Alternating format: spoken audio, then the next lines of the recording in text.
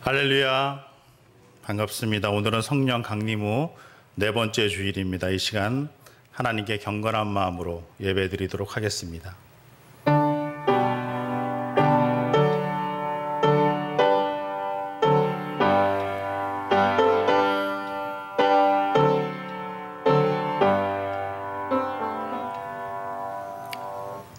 온 땅이여 여호와께 즐거운 찬송을 부를지어다. 기쁨으로 여호와를 섬기며 노래하면서 그의 앞에 나아갈지어다.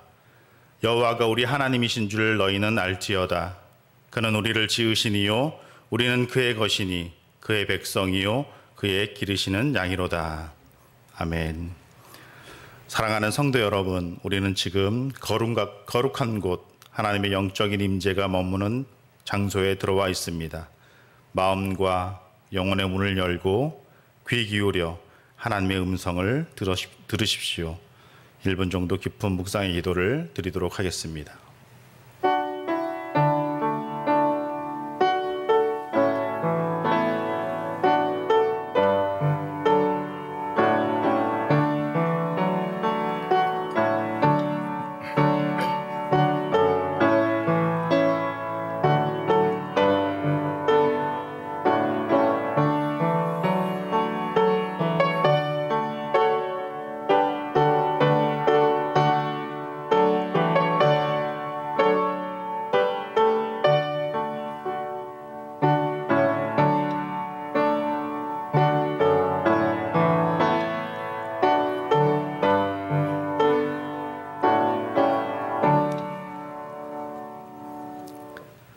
존귀하신 하나님, 수많은 역사의 질곡 속에서도 우리 대한민국을 지켜주시고 평화가 넘치는 나라로 세워주심에 감사드립니다.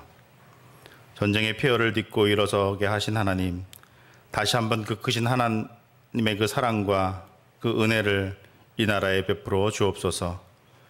그래야 온 백성들이 하나님의 은혜를 깨닫고 삼위일체 하나님만 섬기는 제사장의 나라로 세워 주옵소서.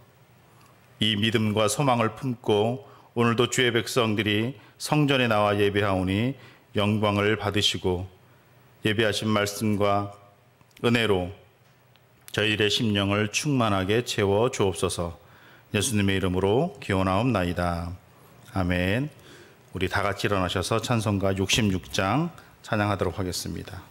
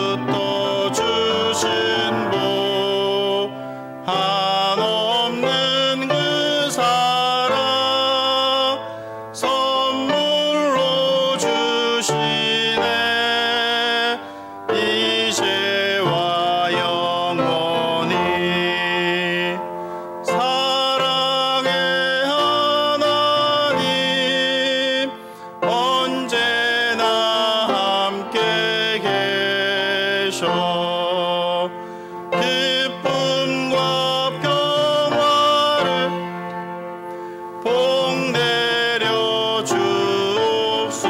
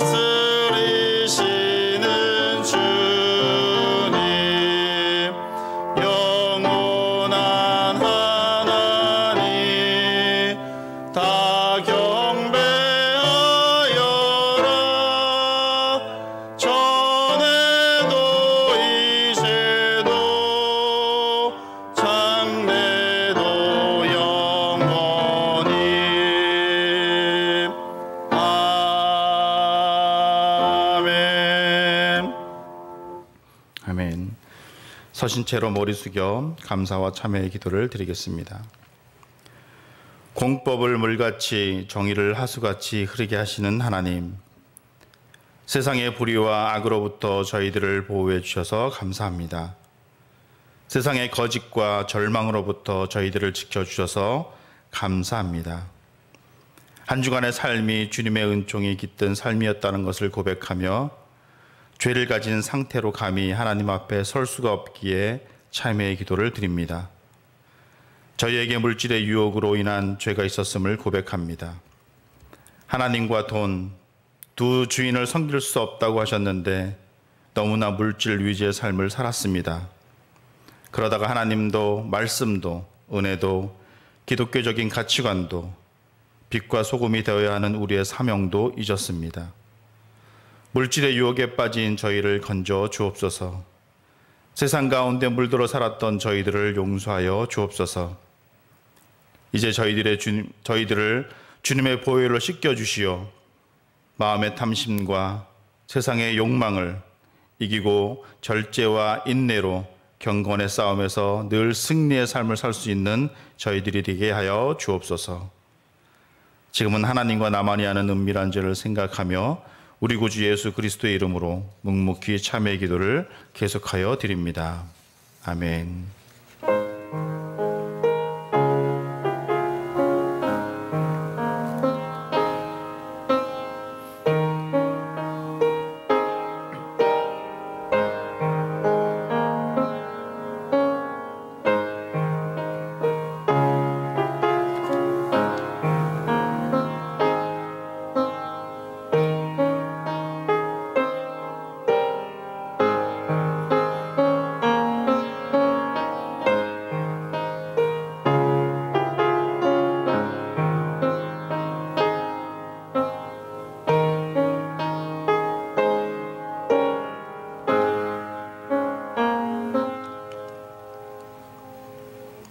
이제 그리스도 예수 안에 있는 자에게는 결코 정죄함이 없나니 이는 그리스도 예수 안에 있는 생명의 성령의 법이 죄와 사망의 법에서 너를 해방하였음이라.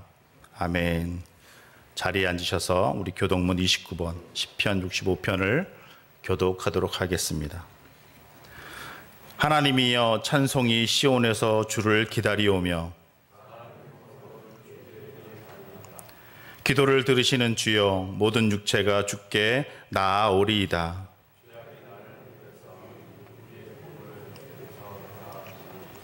주께서 택하시고 가까이 오게 하사 우리가 주의 집 곧 주의 성전의 아름다움으로 만족하리이다. 하나님의 강에 물이 가득하게 하시고 초장은 양떼로 옷 입었고 골짜기는 곡식으로 덮였음에. 아멘. 다 같이 사도신경으로 우리의 신앙을 고백합니다.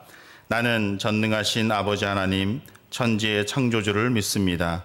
나는 그의 유일하신 아들 우리 주 예수 그리스도를 믿습니다.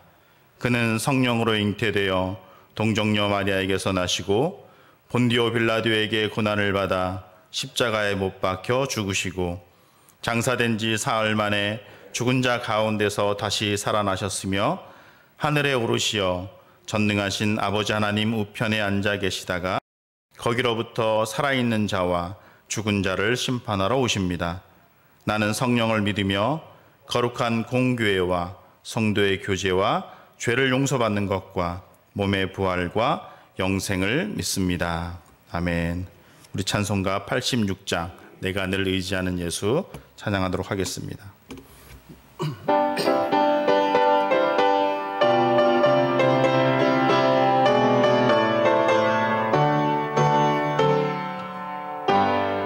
내가 의지하는 예수 나의 상처 입은 심령을 불쌍하게 여기사 위로하여 주시니 기쁘신 나의 좋은 친구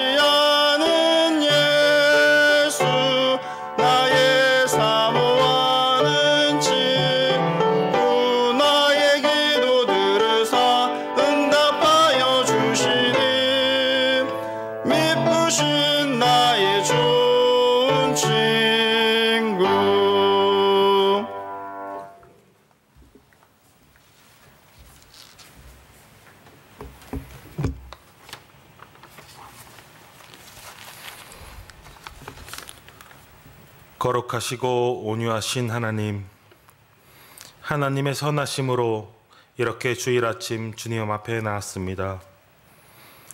각자가 하나님께로부터 보냄을 받았던 삶의 자리에서 살다가 이 아침 저희들에게 은총을 베푸신 주님의 이름으로 모였습니다. 하나님의 사랑과 은혜로 구속받은 저를 주님의 백성들이 영혼의 안식을 허락하시는 은혜를 소망하여 이렇게 나왔사오니 이 시간 성령 충만함으로 저희들과 함께하여 주시옵소서. 사랑의 주님, 지금 전 세계는 코로나 시대를 겪고 있습니다. 과거엔 많이 모일수록 부흥이라고 여겼던 신념들이 무색하게도 교회는 전염병을 저지하기 위해 모임을 피해야 하는 처지가 되었습니다. 당장 일상적인 교회의 모습을 가지지 못하는 것이 어려움으로 다가옵니다. 그러나 주님, 어떤 상황에서도 주님은 우리와 함께 하시고 우리를 주님께로 이끄십니다. 혼자 있을 때에나 같이 있을 때에나 주님께 향하는 우리의 마음이 연약해지지 않도록 도와주시옵소서. 어려울 때 낙심치 않고 주님께서 우리에게 하시는 말씀이 무엇인지 알게 하여 주시옵소서. 우리를 치유해 주시는 주님, 현재 저희 교회에도 병환과 씨름하고 있는 성도님들이 계십니다. 주님께서는 믿음의 기도는 병든 자를 구원하신다 하였습니다. 주께 기도드리오니 환우들이 질병의 고통에서 하루속히 벗어나도록 하여 주시옵소서. 하나님 아버지의 목자 되신 담임 목사님께 지혜와 건강을 더하여 주시옵시고 모든 성도들을 하나님의 말씀으로 잘 인도할 수 있도록 도와주시옵소서. 예배의 모든 순간순간 주님 홀로 영광 받아 주시옵시고 이 모든 말씀 우리를 구원하신 예수님의 이름으로 기도드립니다. 아멘. 하늘에 계신 우리 아버지여, 이름을 거룩히 여김을 받으시오며 나라가 임하옵시며 뜻이 하늘에서 이루어진 것 같이 땅에서도 이루어지이다. 오늘 우리에게 일용할 양식을 주시옵고 우리가 우리에게 죄진 자를 사하여 준 것 같이 우리가 우리에게 잘못한 사람을 용서하여 준 것 같이 우리 죄를 용서해 주시고 우리를 시험에 빠지지 않게 하시고 악에서 구하소서. 나라와 권능과 영광이 영원히 아버지의 것입니다. 아멘.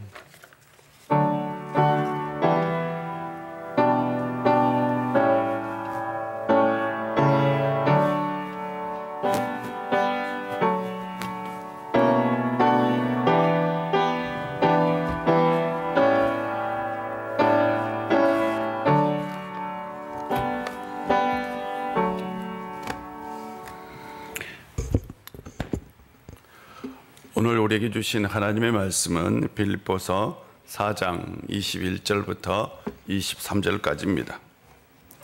빌립보서 4장 21절부터 23절까지입니다.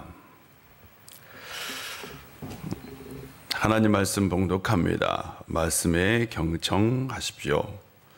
그리스도 예수 안에 있는 성도에게 각각 문안하라.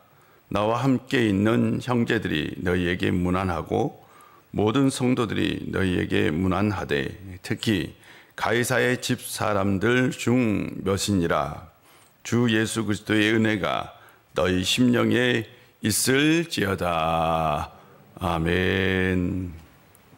오늘도 하나님의 은혜가 여러분 가운데 함께 하시기를 주의 이름으로 축복합니다. 최근에 미국에서 있었던 일입니다. 할리라는 대형 예견이 호수에 빠진 새끼 사슴을 구한 일입니다. 집 근처에 호수가 있었는데 새끼 사슴 한 마리가 필사적으로 헤엄을 치고 살려고 발부둥치고 있었던 거예요. 이를 눈치챈 이 할리라는 대형 견이 곧바로 호수로 뛰어들었습니다. 그리고 사슴을 향해 막 헤엄쳐갔어요. 헤엄쳐가가지고 그 사슴을 이제 물가로 인도를 한 거예요. 물가로 인도해서는 물가에서 자기 머리로 이렇게 이 사슴을 밀어서 육지로 이렇게 올렸어요. 올리고 나서도 그 사슴 새끼를 이렇게 핥아 주었어요. 자기 혀로. 그런데 주인이 보니까 그 옆에 어미 사슴이 있는 거예요. 그래서 이제 그 주인이 할리를 데리고 오니까 새끼하고 어미 사슴이 떠났어요. 참 대단한 일이죠. 그렇지 않습니까? 물에 빠진 새끼 사슴을 바로 개가 집에서 키우던 이 대형 견이, 애완견이 구한 거죠. 근데 놀라운 일은 다음날 아침에 일어났습니다. 다음날 아침에 이 할리가 방 안에서 계속 뛰면서 창밖을 주시하고 있는 겁니다. 그래서 주인이 나가보니까 저 멀리서 새끼 사슴이 이렇게 울고 있는 거예요. 이렇게 막 소리를 내면서 울음소리가 들리는 거예요. 그래서 문을 열어줬더니 할리가 막 뛰어가요. 뛰어갔더니 이 새끼 사슴이 이렇게 막 고마움을 표시한 거죠. 이 자기를 구해줬다는 것에 대한 고마움을 표시하고 어미 사슴과 그 자리를 떠났습니다. 동물도 자신의 생명을 구해준 은혜에 잊지 않고 찾아왔다라는 거죠. 은혜를 받으면 감사의 마음을 전달하는 것이 사람다움입니다. 그것이 곧 사람답게 사는 것입니다. 지금 우리가 서로 많은 사랑의 줄과 은혜의 줄로 연결되어 있습니다. 우리는 이 세상을 살아갈 때에 나도 모르는 관계 속에서 살아가고 있는 거죠. 우리는 서로 사랑을 주고받고 은혜를 주고받고 삽니다. 그러나 우리는 받은 사랑과 받은 은혜를 다 갚지는 못합니다.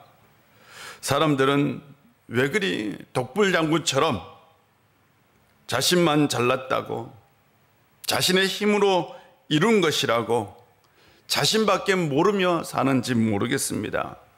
그렇게 사는 건 참 어리석은 것이고 또한 나중에 하나님께 책망받을 만한 일입니다. 나의 나된 것은 수많은 사랑과 수많은 은혜로 만든 것입니다. 이것을 잊지 않는 것이 곧 사람다움이지요. 어떤 학생이 밤낮으로 열심히 공부해서 1등을 했어요. 그러나 다른 학생이 없으면 1등은 무의미합니다. 1등 할 수도 없어요. 어떤 사람이 사업에 성공하여 큰 돈을 벌었어요. 직원들의 노고가 없으면, 사람들이 그 제품을 사주지 않았다면 그 사람은 부자가 될 수 없었습니다. 어떤 나라가 선진국의 지위를 누리고 있다면 후진국의 가난도 있는 것입니다. 세상은 연결되어 있고 내 삶, 내 인생도 세상 사람들과 다 연결이 되어 있는 거죠. 왜 우리는 연결되어 있다는 것을 잊고 살아갈까요? 왜 우리가 내가 잘 사는 것이 다른 사람이 없이는 불가능하다는 것을 잊고 살아갈까요? 사람다움이란 다른 사람의 은혜를 아는 것입니다.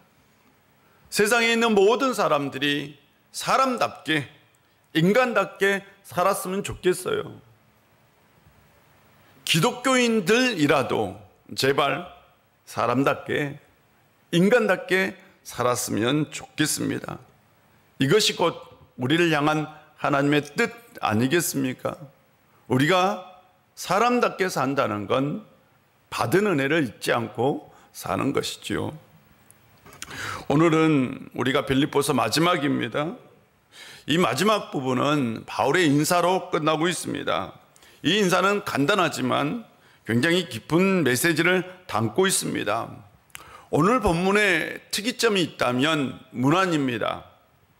이 문안은 바로 바울 서신의 특이점이기도 합니다. 바울은 로마서 16장에서는 아예 16장 전체를 문안 인사로 하기도 했습니다. 헬라어로 아스파사스테라는 이 헬라어는 인사하다, 환영하다, 행복을 빌다라는 의미를 가지고 있습니다. 그냥 단순한 인사가 아니라 행복을 비는 축복의 인사인 겁니다. 행복을 빌어주는 축복의 인사. 바울은 빌립보 교인들을 진심을 다해 축복하고 있는 거죠. 이 축복의 인사를 통해서 여러분에게 세 가지 은혜를 나누고자 합니다. 첫 번째로는 서로에게 깊은 관심을 가지고 좀 삽시다. 서로에게 관심을 좀 가지고 살자고요. 빌립보 교회는 처음부터 사역을 함께한 교회, 경제적 후원을 해주었던 교회입니다.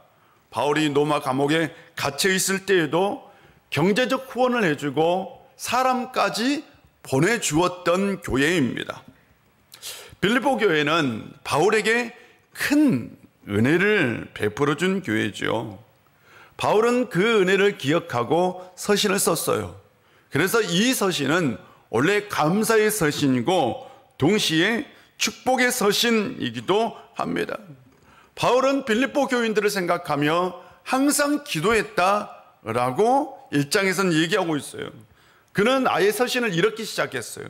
내가 너희를 생각할 때마다 나의 하나님께 감사하며 기도한다. 바울은 빌립보 교인들을 생각하며 매일 그 감옥 속에서 하나님께 빌립보 교인들을 위해서 기도했던 거죠. 바울은 빌립보 교회가 어떤 형편에 처해 있는지 잘 알고 있었고요. 또한 빌립보 교회도 바울이 어떤 형편에 처해 있는지 잘 알고 있었습니다. 그러므로 바울과 빌립보 교회는 깊은 관계이고 깊은 관심을 가지고 있었던 겁니다. 얕은 관계, 얕은 관심이 아닙니다. 진실한 관계는 감사와 축복이 있고요. 거짓된 관계는 시기와 질투가 있습니다. 우리 속담에 사돈이 땅을 사면 배가 아프다라는 말이 있어요. 속뜻은 내가 남이 잘된 거로 못 본다라는 뜻입니다. 사돈 관계는 실은 가깝지만 깊은 관계는 아닙니다. 왜냐하면 친분으로 맺어진 관계가 아니라 혼인으로 맺어진 관계이기 때문에 가깝지만요, 실은 깊은 관계는 아니에요. 실은 얕은 관계죠. 얕은 관계이기 때문에 땅을 사면 배가 아픈 거예요. 그렇지 않습니까? 교회 공동체는 깊은 관계, 깊은 관심으로 맺어진 공동체입니다. 예전에는 교인들끼리 서로 깊은 관계를 맺었어요. 누가 힘들고 어렵다면 서로를 위해서 기도해주고 서로가 잘 되기를 소망했어요. 그런데 시대가 달라졌네요. 시대가 달라졌어요. 누군가가 어떤 일이 일어나도 고백을 하지 않아요. 병원에 가도 얘기도 하지 않아요. 뭐 집을 마련하고 뭐 취직을 하고 대학을 가도 얘기를 하지 않습니다. 왜? 그것을 말할 수 없는 진실한 관계가 아니기 때문입니다. 현대 교회는 얕은 관계로 맺은 공동체가 되어가고 있습니다.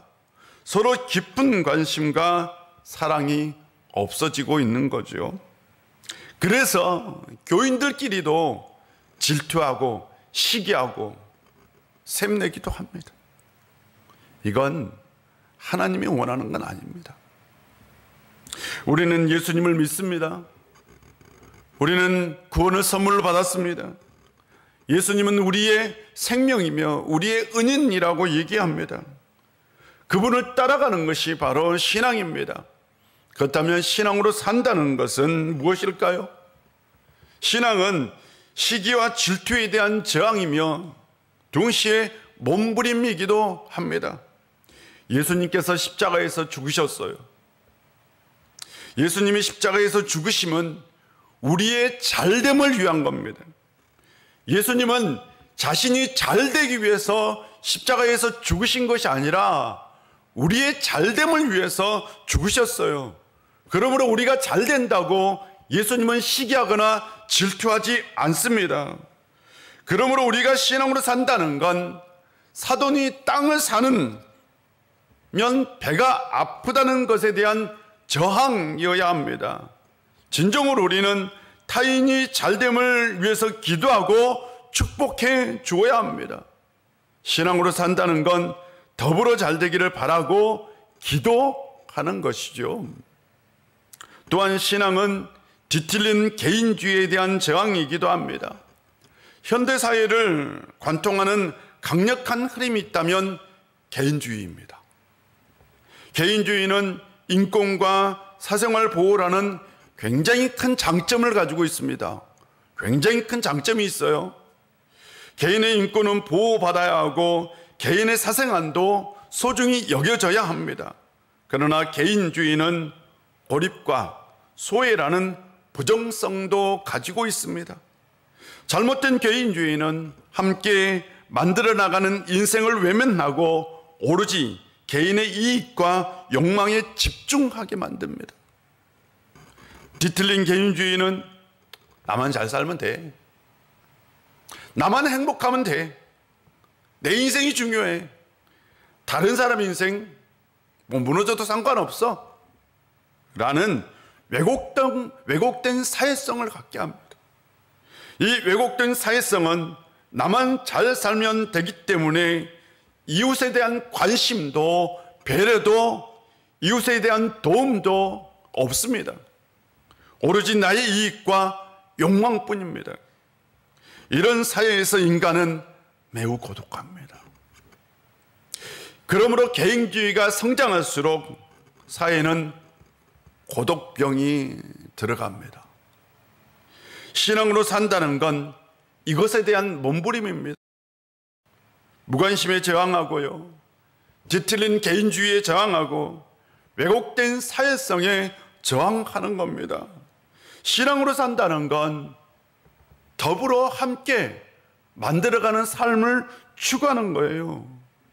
서로 잘 되기를, 서로 건강하기를, 서로 행복하기를 기도하고 바라는 거예요.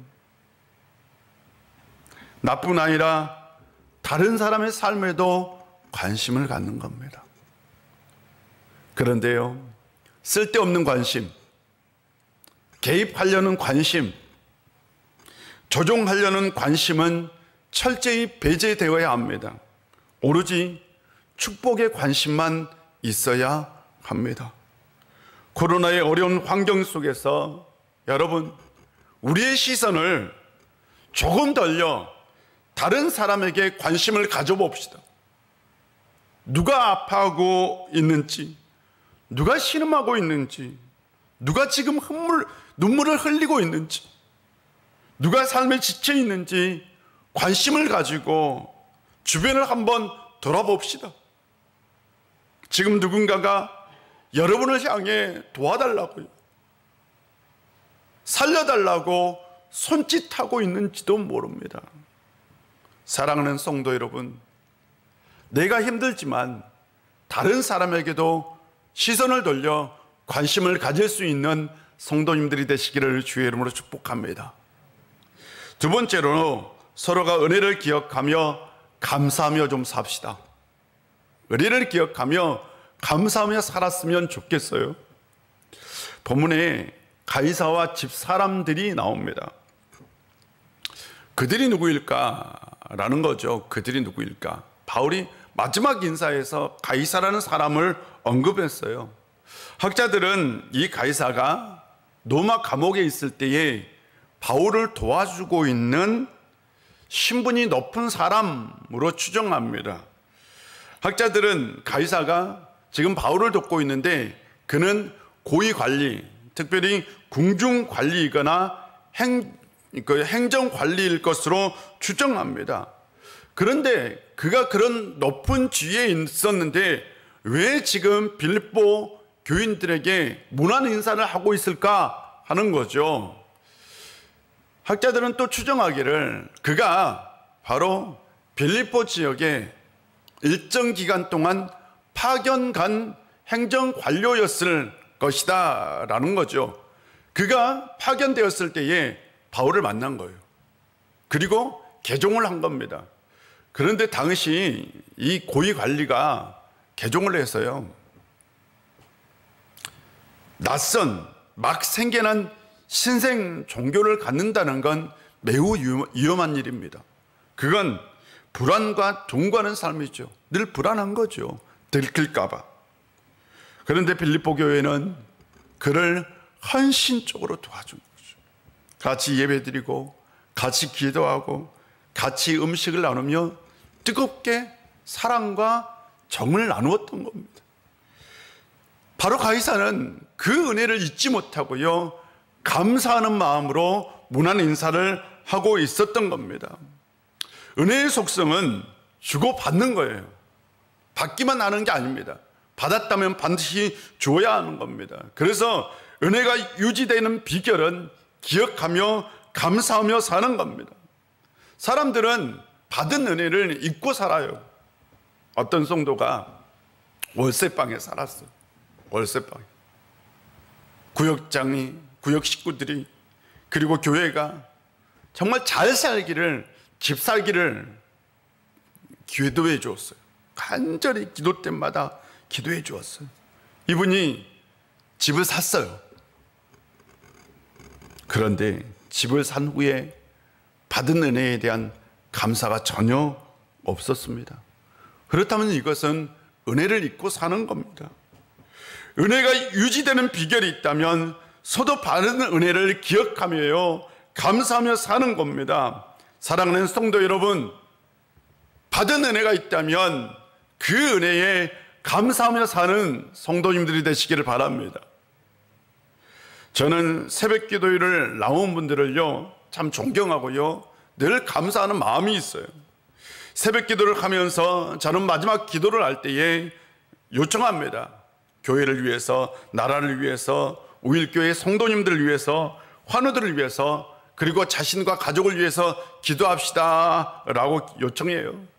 그러면 새벽 기도에 참석했던 분들은 자신뿐만 아니라 교회를 위해서요, 성도님들을 위해서요, 그리고 구역 식구들을 위해서 축복하며 기도합니다.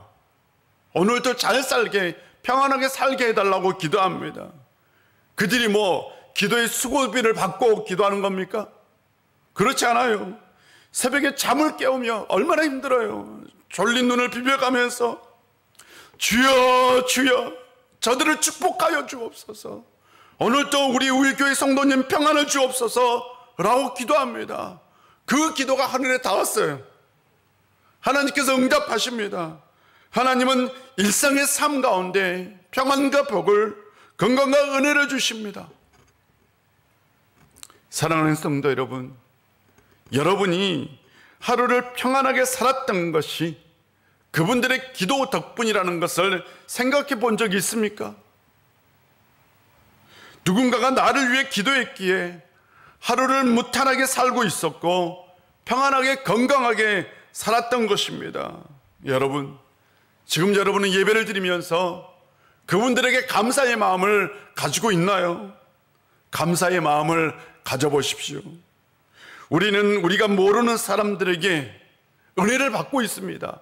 나도 모르는 사이에 은혜를 받고 있다고요. 이것이 교회 공동체가 주는 놀라운 축복입니다. 세상에서 없는 축복이죠. 교회를 다니면서 나도 모르는 사람이 나를 위해서, 나의 축복을 위해서, 나의 건강을 위해서, 내 가정의 행복을 위해서 기도하고 있다니까요. 우리 오늘 송 집사님 기도했는데요, 우리 송 집사님 새벽마다 기도하신 분이 있어요. 집사님 알겠어요? 여러분, 여러분의 이름을 불러가면서 기도한 분들이 있어요. 나도 모르는 사이에 누군가 나를 위해서 기도해 주고 있다니까요. 이번 주간도 여러분이 모르는 누군가가 새벽마다 여러분을 위해서 기도하고 있다는 것을 기억하며 감사의 마음을 가지고 살아갈 수 있는 성도님들 되시기를 축복합니다. 셋째로는 서로가 은혜를 베풀며 축복하며 삽시다. 23절을 보면 주 예수 그리스도의 은혜가 너희 심령에 있을지어다 라고 얘기합니다.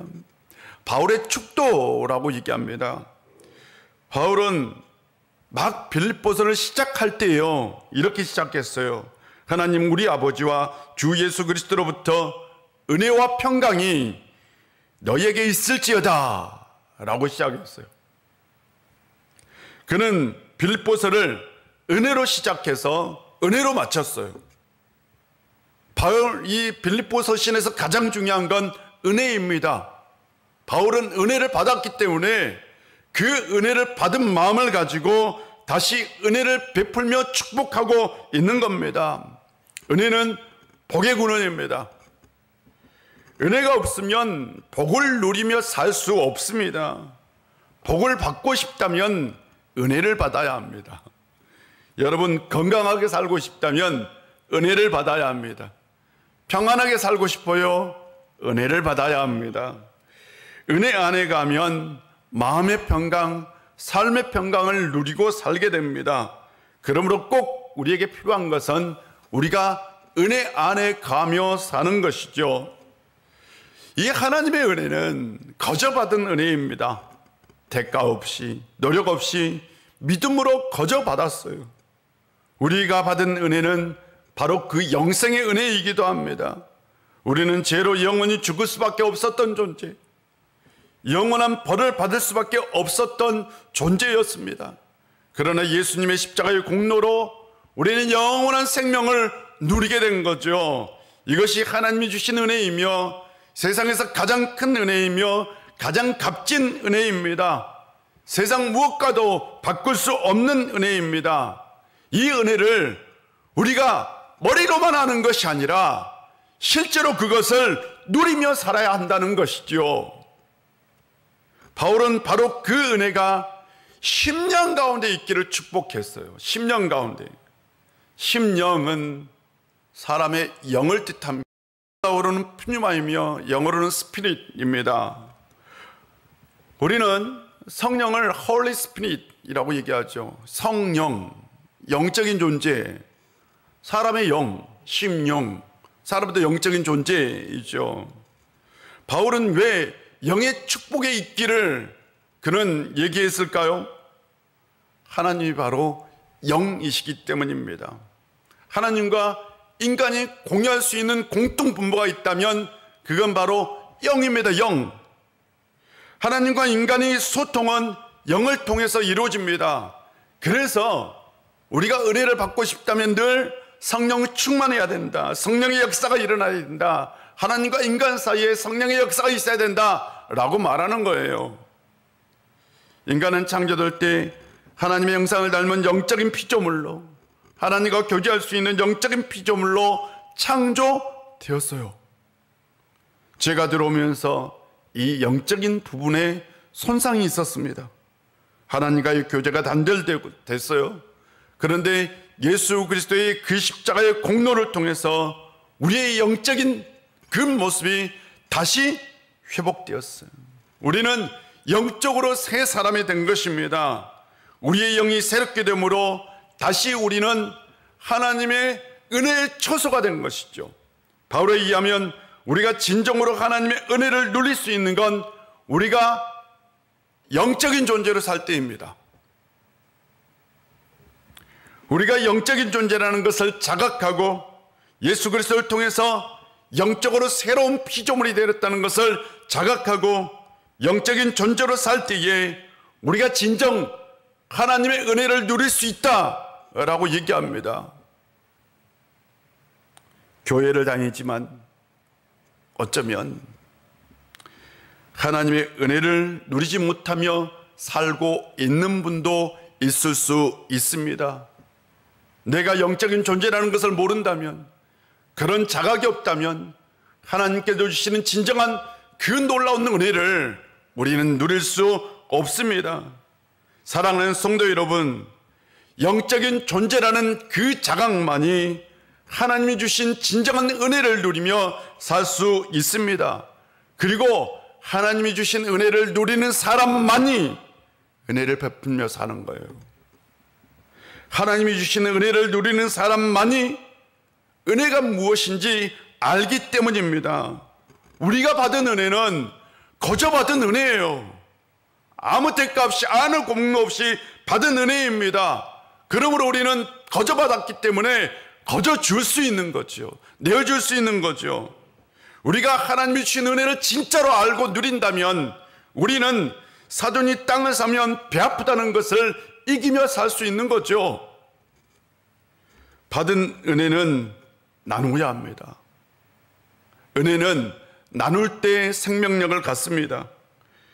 우리 안에 갇혀있는 은혜는 생명력이 없어요. 하나님께 받은 것이 있다면 그것을 나눌 수 있는 성도님들이 되시기를 주의 이름으로 축복합니다. 제가 부목사 때요, 교육위원회를 담당한 적이 있었어요. 부목사 때. 교육위원회를 담당하면서 교육부 교육자들이 굉장히 많았어요. 교육부 교육자만 12명이 있었어요. 12명의 교육자들과 협의를 하나 했어요. 우리가 어떻게 하면 예배를, 얘들이 정말 얘들을 변화시킬 수 있는 예배를 드릴 수 있겠느냐라는 협의를 하고 논의한 끝에 공동체 예배를 드리자라고 얘기를 했었어요. 공동체. 한 달에 한 번은 꼭 공동체 예배를 드리자. 모든 부서가 그래서 한 달에 한 번씩 꼭 공동체 예배를 드렸어요. 교회학교는 가능하니까. 교회학교에 나오는 대부분의 아이들은 부모의 손을 잡고 나오는 아이들이었습니다. 당연히 학교 친구가 아니에요. 학교 친구가 아닙니다. 당연히 동네 친구도 아닙니다. 왜 멀리서 아이들이 그냥 주일 부모의 손잡고 교회를 나오니까 실상은 친분이 없는 아이들이에요. 주일날 한 번씩 그냥 얼굴을 보는 애들이야. 주일날 뭐 학교에서 만나는 애들도 아니고 동네에서 친하게 지내는 애들도 아니에요. 그러니까 서먹서먹한 거예요, 관계가. 그래서 예배를 드리는데 전혀 낯선 아이들과 함께 예배를 드려요. 여러분, 이렇게 예배 드릴 때 이게 예배가 무슨 은혜가 되겠어요? 예배에 무슨 감동이 있겠어요? 근데 부모님들은 늘 얘기하죠. 수직적 예배만 강조를 해요. 야, 찬양에 집중해라. 기도 시간에 애들 다 눈 뜨고 있어요. 기도 시간에 눈 뜨지 마라. 설교 시간에 졸지 마라. 예배는 하나님께 드리는 것이다. 예배 속에 수평적인 기능이 있다는 것을 어른들은 몰라요. 그래서 교육부 교육자들과 맞대고 수평적인 관계를 지향하는 공동체 예배를 좀 드리자. 한 달에 한 번이라도. 그래서 정말 얘들이 행복하고 즐거운 예배를 드리게 해보자. 굉장히 반응이 좋았었어요. 예배는 수직적 교제만 있는 것이 아니라 수평적인 교제도 있습니다. 근데 우리는 지금 이 시간에도 하나님과의 관계만 생각해요. 그러나 초대교회 예배는 수평적인 교제를 지향하는 예배였어요. 그들은 같이 떡을 떼며 같이 교제하며 같이 친교를 나누는 예배를 드렸어요. 서로 축복하고 서로를 위해서 기도했어요. 함께 뭔가를 나누었어요. 나눔이 있는 예배였어요. 그들은 물질도 나누고 재산도 예배 시간에 나누었어요. 이것이 바로 초대교회가 보여준 예배의 모습입니다. 가난한 사람이 있으면 그 자리에서 가난한 사람에게 은혜를 베풀어 주었어요. 그런데 현대교회에서는 이 모든 것이 다 사라졌어요. 그냥 오직 수직적인 예배만 있는 거죠. 받은 은혜가 있다면 그 은혜를 나누는 실전적인 삶이 예배 속에 사라져버린 거예요. 당연히 예배 속에 생명력이 없어진 거죠. 예배에는 수평적인 관계도 있습니다.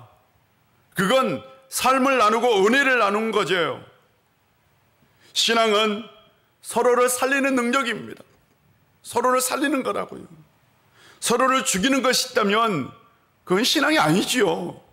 아니, 신앙생활 하는데 막 서로 싸우고 다투고 질투하고 해서 서로 죽여요. 그게 무슨 신앙입니까? 시기와 질투는 서로를 죽이는 겁니다. 축복과 나눔은 서로를 살리는 겁니다. 살리는 것은 신앙의 힘이고 죽이는 것은 사탄의 힘입니다. 신앙으로 산다는 건 살리는 능력을 가지고 산다는 것입니다. 그것은 서로를 축복하고 서로를 나누며 함께 더불어 사는 것이지요. 신앙으로 산다는 것은 스크루지 영감처럼 사는 것이 아니라 경주 채부라처럼 나누며 사는 것입니다. 사랑하는 성도 여러분, 한 주간 조그마한 것이라도 나누며 살 수 있는, 축복하며 살 수 있는 성도님들이 되시기를 바랍니다. 세 가지를 나눴어요. 서로 깊은 관심을 가지고 삽시다. 서로 은혜를 기억하며 감사하며 삽시다. 서로 축복하며 은혜를 베풀며 삽시다. 이 세 가지를 실천할 때에 여러분의 인생이 복된 인생 될 줄로 믿습니다. 기도하겠습니다. 아버지 하나님, 오늘도 우리 가운데 함께 해주시고 은혜 주셔서 참 감사합니다. 아버지 하나님, 우리 가운데 함께 해주시고 우리 가운데 역사하여 우리가 주님께서 주신 그 은혜를 기억하며 은혜에 감사하고 은혜를 베풀며 서로에 대한 기쁜 관심을 가지고 살아갈 수 있는 저희들 되게 하여 주시옵소서. 한 주간도 성령의 역사로 말씀을 기억하며 말씀 가운데 살 수 있는 저희들 되게 하여 주옵소서. 예수님의 이름으로 기도합니다. 아멘. 주보 하나 갖다 주세요. 우리 다 같이 일어나서 찬송합니다.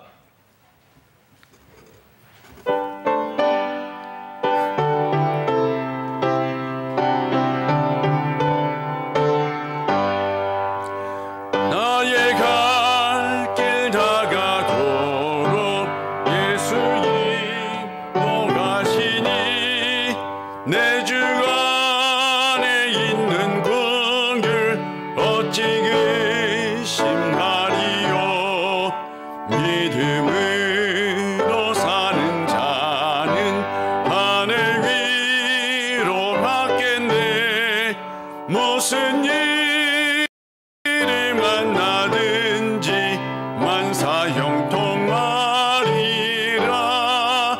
무슨 일을 만나든지 만사 형통하리라. 나의 갈 길 다가도록 예수 인도하시니 어려운 일 당한 때도 족하니 내주시네. 나는 심히 고단하고 영혼 매우 가난함. 나의 앞에 반석에서 샘물 나게 하시네. 나의 앞에 반석에서 샘물 나게 하시네. 나의 갈 길 다가도록 예수 인도하시니 그의 사랑 어찌 큰지 말로 알 수 없도다.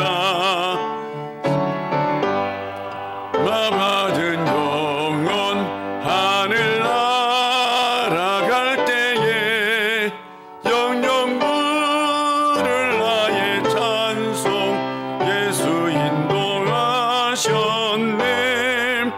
영영 부를 나의 찬송 예수 인도하셨네.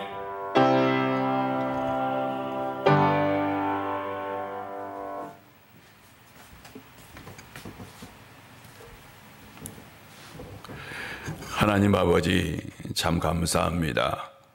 우리가 주님 앞에 나올 때에 빈손으로 나오지 아니하고 정성껏 예물을 드릴 수 있도록 인도해 주셔서 감사합니다. 한 주간의 삶이 하나님의 은총의 연속이었기에 우리가 그 은혜를 기억하고 예물을 드리오니 이 드리는 손길마다 하늘의 신령한 복으로 땅의 기름진 복으로 채워주셔서 드리는 예물을 위해 30배, 60배, 100배의 결실이 반드시 있게 하여 주옵소서.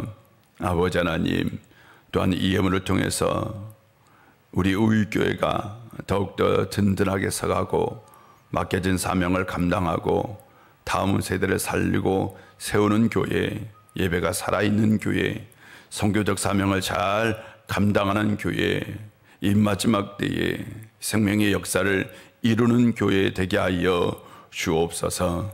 아버지 하나님, 우리는 한 주간 이 세상 속에서 살아갈 겁니다. 무더위 가운데, 때로는 지치고 힘들 때마다, 또한 코로나 때문에 고통 가운데, 슬픔 가운데 있을 때마다 아버지 하나님, 우리의 인생 가운데, 우리의 삶 가운데 함께하여 다시 일어날 수 있는 복을, 다시 회복될 수 있는 복을, 형통의 은혜가 가득한 복을 받게 하여 주옵소서. 이 은혜가 이 예배에 참석하지 못한 이들에게도 함께하여 주옵소서. 예수님의 이름으로 봉헌 기도 드립니다. 아멘.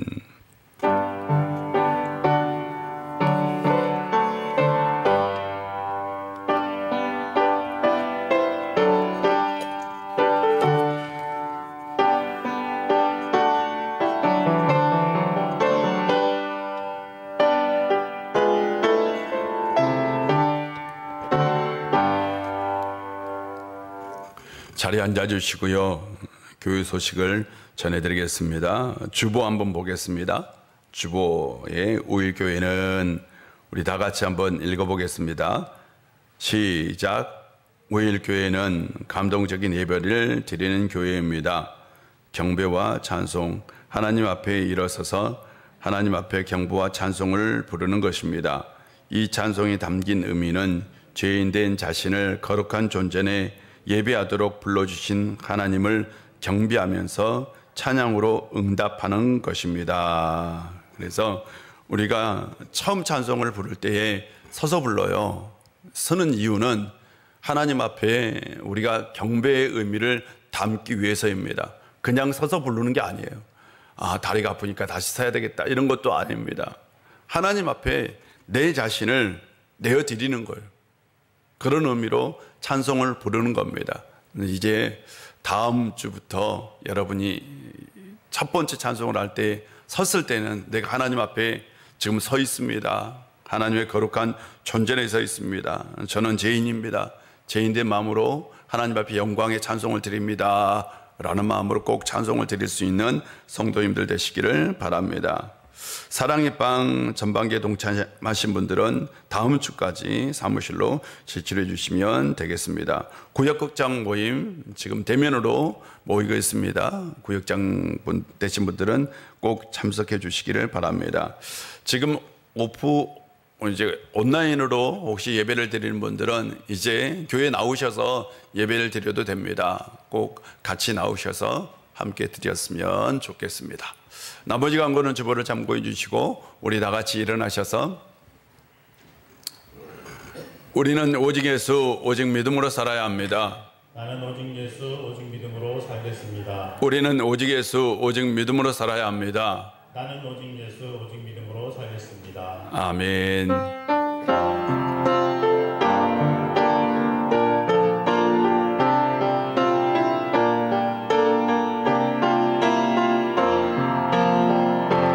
진정한 예배가 숨쉬는 교회, 주님이 주인 되시는 교회, 믿음의 기도가 쌓이는 교회, 최고의 찬양을 있는 교회, 말씀이 살아 움직이는 교회, 성도의 사랑이 넘치는 교회, 섬김과 헌신이 기쁨이 되어 열매 맺는 아름다운 교회,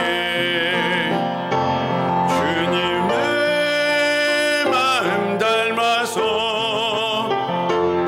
이웃을 사랑하는 교회, 영광을 위해서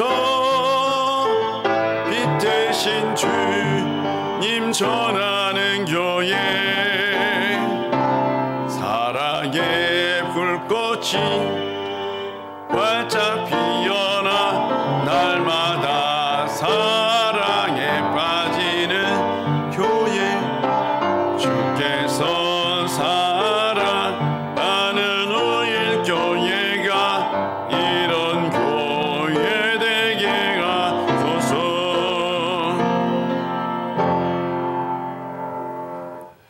우리를 위하여 십자가에서 피 흘리심으로 아무 대가 없이 아무 공로 없이 우리에게 그냥 구원을 선물로 주신 우리 구주 예수 그리스도의 놀라우신 은혜와 우리 아버지 하나님의 크신 사랑과 성령님의 함께하심의 역사가 받은 은혜를 기억하며 감사하며 나누며 살기를 원하는 우리 우일의 모든 권속들과 그들의 삶의 터전과 이 나라와 이 민족과 온 백성 위에 이제부터 영원히 함께 하시기를 간절히 축원하옵나이다. 아멘.